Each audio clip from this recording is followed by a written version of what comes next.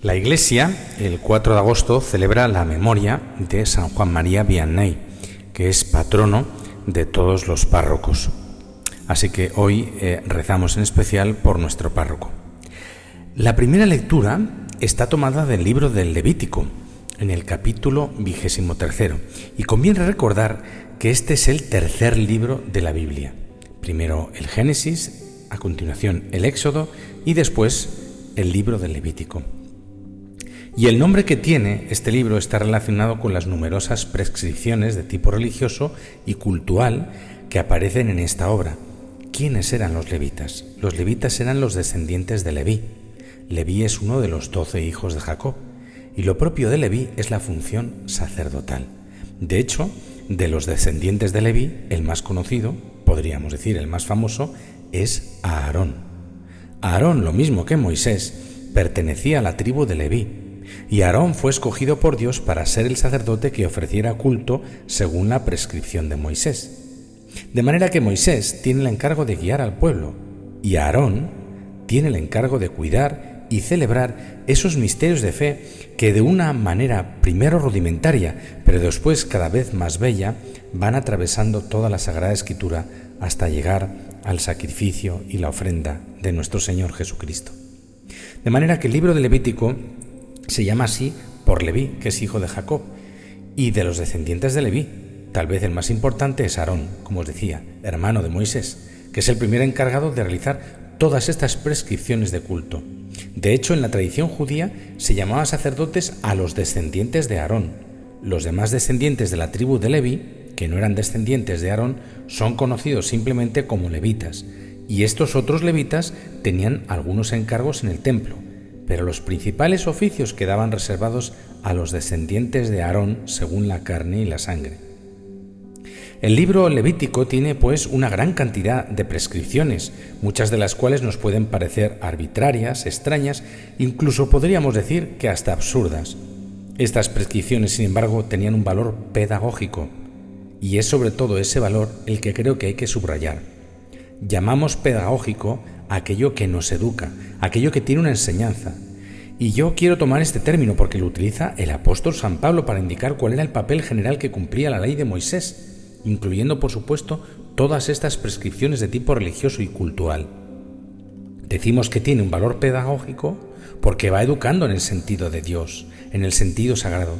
Podemos decir que ayuda a desarrollar el sentido de lo sagrado y ayuda también a preparar el largo camino que llevaría un día hasta Cristo. La frase que utiliza San Pablo, refiriéndose a la ley de Moisés, es que fue nuestro pedagogo para llevarnos a Cristo. Y entonces las prescripciones del libro levítico tienen ese propósito pedagógico, van educando en un cierto sentido de lo sagrado. Para entenderlo un poco mejor, quizá con una comparación nos sirva. Por ejemplo, pensemos en una madre o en un padre que tiene un niño pequeño, y cualquiera de ellos va un día a la iglesia a hacer una visita al Santísimo. Lleva a su hijo pequeño, que tiene 4 o 5 años, lo lleva de la mano y va hacia la iglesia. El niño al principio no distingue los espacios, y entonces el niño pues se pone a jugar. La madre o el padre pues exhorta al niño para que se porte bien, este espacio es distinto, le hace señal para que se calle, aquí no se grita, aquí no se corre. En el fondo lo que le está diciendo, este espacio, querido hijo, es distinto. Esto es distinto. Y quizá el niño no entiende, quizá incluso puede rebelarse un poco, pero si las cosas salen bien y si el padre o la madre lo saben hacer bien, y la mayoría lo saben hacer estupendamente bien, después el niño aprende a reconocer que ese espacio es diferente y no solo eso, aprende a disfrutarlo. Quizá este niño, cuando se convierta en un joven, después pueda tener algunas dificultades, algunas dudas, algunas preguntas o una gran tristeza, pero se acuerda de que hay un espacio de hermoso silencio, un espacio donde puede recogerse y pedirle ayuda a Dios, y ya no está cerca la madre o el padre. El joven se va a otra ciudad, pero él va a ese sitio, a una iglesia que le queda cerca, y en la soledad de ese templo se pone a pensar en la grandeza de Dios y se pone a pedirle su ayuda y se pone a pedirle su misericordia. Es decir, la lección que un día le dio su padre o su madre, ahora le está sirviendo. Eso es lo que significa una pedagogía. Entonces el libro Levítico iba educando en las festividades religiosas, en los ayunos, en las prácticas, en los sacrificios, y a través de todo eso se quería educar al pueblo para que el pueblo desarrollara el sentido de Dios y pudiera descubrir que tenemos una relación especial con Él. Así que incluso en la humildad de nuestro espacio y de nuestro tiempo, Dios se hace presente, está cerca de nosotros y podemos encontrarnos con Él. Por otra parte, siempre es bueno aclarar, aunque ya lo hemos hecho otras veces, que cuando en la Biblia se habla de hermanos o de hermanas de Jesús, no hay que dejarse confundir. Lo que sucede es que en la lengua aramea no hay una palabra para decir primos, sino que todos los parientes se llaman hermanos. Entonces no hay que pensar en otros hijos de la Virgen y de José, como algunos hacen. Pero ese es un tema colateral. Realmente el tema principal de hoy en el Evangelio está en la frase que dice Cristo: solo en su tierra y en su casa desprecian a un profeta. Jesús en el Evangelio está enseñando en la sinagoga de su pueblo. Jesús está predicando y está haciendo milagros, porque la gente misma dice: ¿de dónde saca esa sabiduría y esos milagros? Y entonces, ¿qué es lo que pasa? Pues que no le reciben, sino que más bien desconfían de él y no le creen. Y eso nos muestra que el problema no estaba en que se anunciaran cosas malas o se anunciaran cosas buenas. Es un problema mucho más hondo. El rechazo a Jesús, que es el profeta entre los profetas, no es un rechazo ni por las cosas agradables o desagradables que dice, sino en el fondo es un rechazo a Dios. Por eso dirá Jesús en otro pasaje: el que a vosotros recibe, a mí me recibe. El que me recibe a mí, recibe al que me ha enviado. El que a vosotros, les dice a los discípulos, rechaza, a mí me rechaza. Y el que rechaza a mí, rechaza al que me ha enviado. De manera que la enseñanza profunda de este texto de hoy es que realmente hay un rechazo hacia Dios en el mundo. Eso no es ni porque traigamos palabras blanditas o palabras duras. No es porque traigamos un mensaje amable o traigamos un mensaje de denuncia.